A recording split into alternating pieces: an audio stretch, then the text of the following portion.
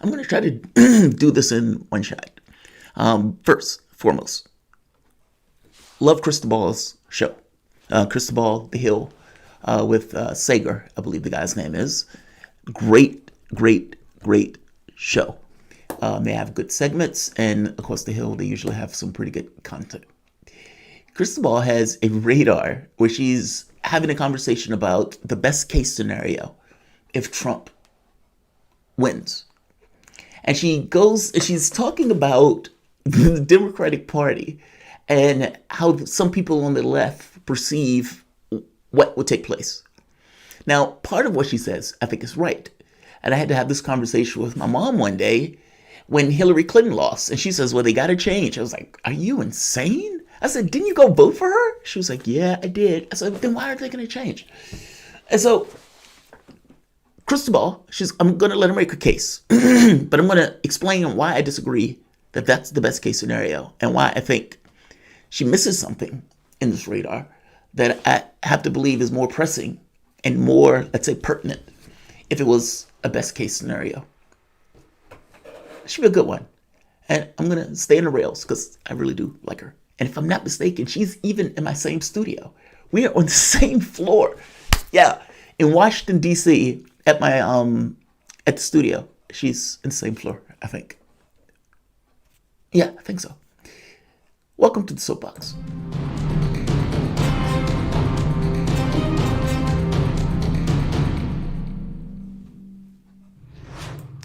My name is Jamarl Thomas. This is the Progressive Soapbox. Guys, if you dig this content, please like, share, and subscribe. You can always support this content through PayPal or Patreon. This content is brought to you by you, and I appreciate you for giving me the opportunity to do so. I like this video. This video is awesome because she's trying to give a best case scenario if Trump wins. Take a listen to this, and I'm going to explain why I believe, and I'm going to explain why I think she's wrong. Or another 4 years of Trump. This one was maybe the most challenging for me to envision. What is the best case scenario for another 4 years of Donald J. Trump? Now, I should say that some leftists have a very clear answer to this. Some believe that another catastrophic loss by the neoliberal establishment to Donald Trump will force a reckoning within the party.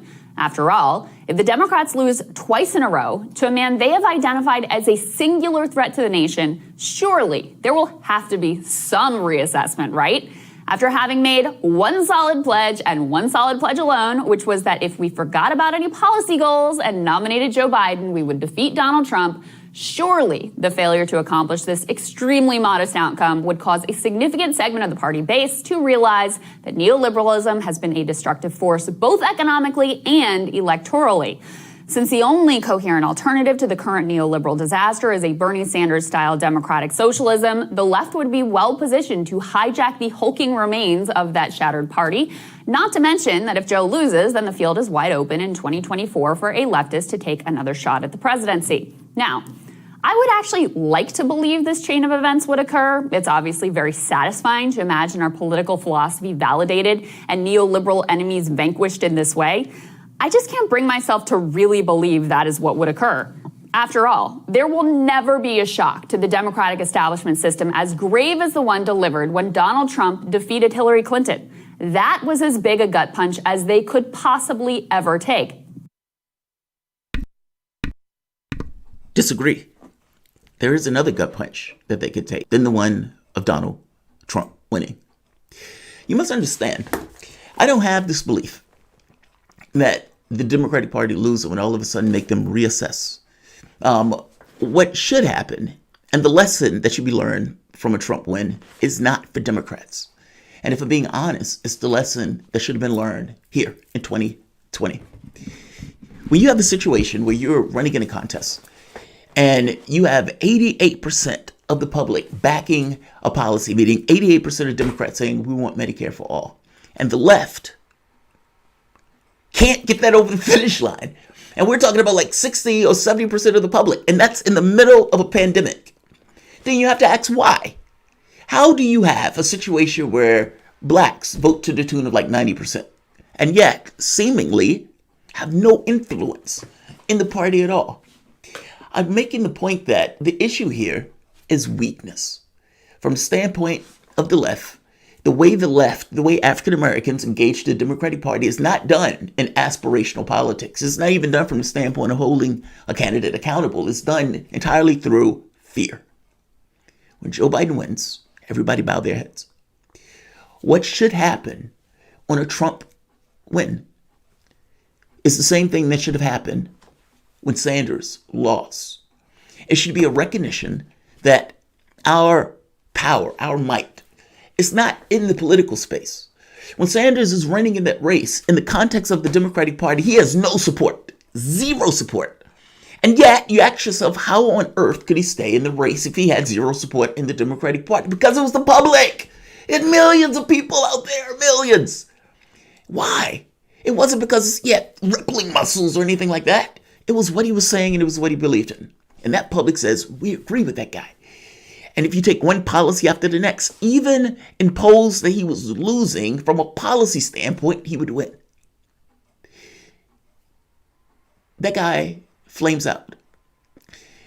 And the public itself deflates.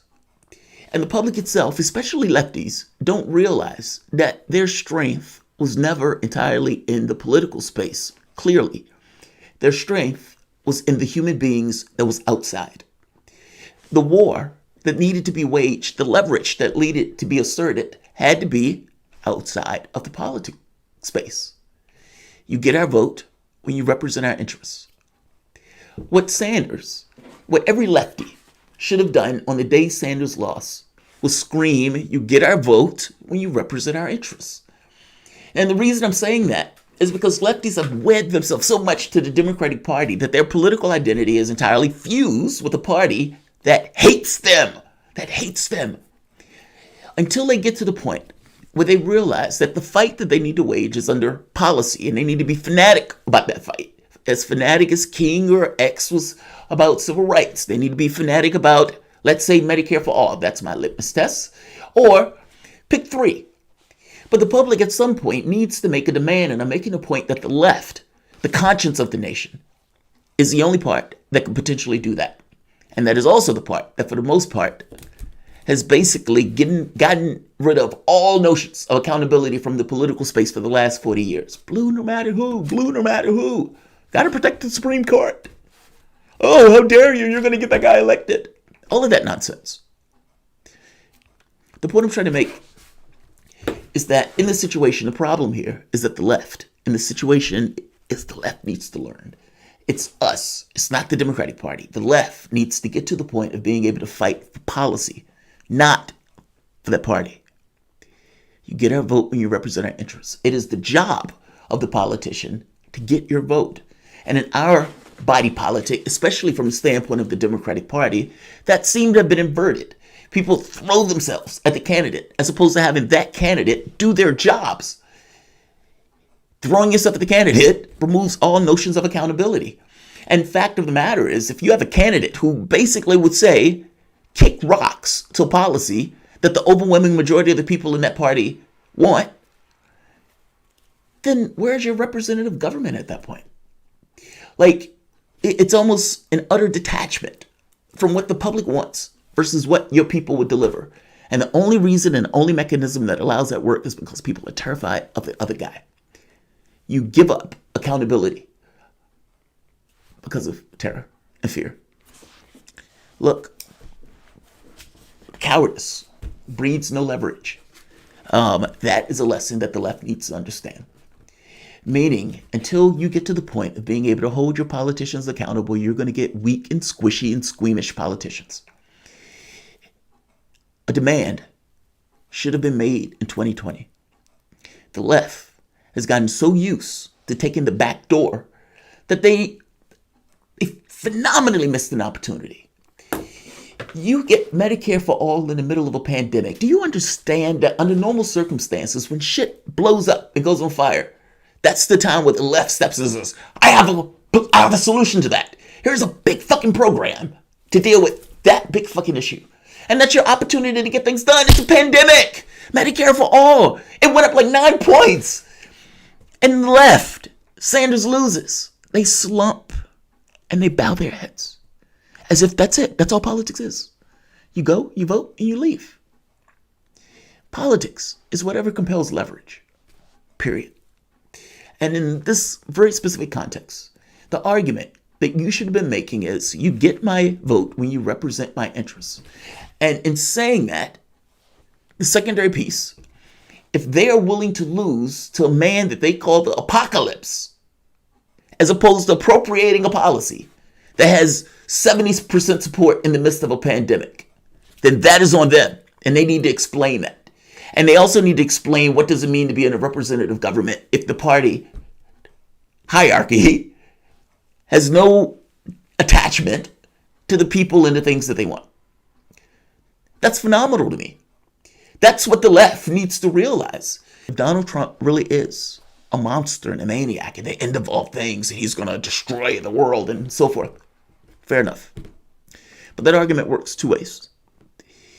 How do you justify not appropriating policy that the majority of your party supports, that is appropriate for what is taking place, and